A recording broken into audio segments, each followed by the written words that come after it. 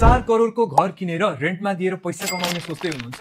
त्यो डिसिजन लिनु अगाडि यो कुरा बुझ्नुपर्छ। 4 करोडको घर मानौं 3 वटा तल्ला छ र हरेक तल्लाले 30,000 रुपैयाँ हरेक महिना दिन्छ भने तपाईको मन्थली इन्कम हुन जान्छ 90,000 रुपीस र वार्षिक इन्कम हुन जान्छ 10,80,000 रुपीस। 2 वर्षमा त्यो कमाई हुन जान्छ 21,60,000 र मानौं 2 वर्ष पछाडि तपाईको रेन्ट 10% ले बढ्छ भने इयर 3 मा हुन जान्छ 11,88,000। तेस्रो वर्ष र चौथो वर्षको टोटल गर्दाखेरि त्यो हुन जान्छ 23,76,000 र 4 वर्षमा अहिलेसम्म तपाईले कमाइसक्नु भएको छ 45,35,000। त्यो पैसा घर नकिनेर एफडी मा राख्नुहुन्छ र मानौं एभरेजमा 8.5% को ब्याज पाउनुहुन्छ भने त्यो के हुन्छ त? पहिलो वर्षमा 34 लाख, दोस्रो वर्षमा 68 लाख अनि 2 वर्ष पछाडि फेरि 68 लाख। 4 वर्षको एफडी को इन्कमले तपाईलाई दिन्छ 1,36 लाख। एफडी ले ग्यारेन्टेड पैसा दिन्छ, स्टेबल इन्कम। घरको मेन्टेनेन्स, भाडा उठाउने तनाव र टेनेन्ट खोज्ने झन्झट पनि छैन। कमेन्टमा लेख्नुहोस् एफडी और हाउस।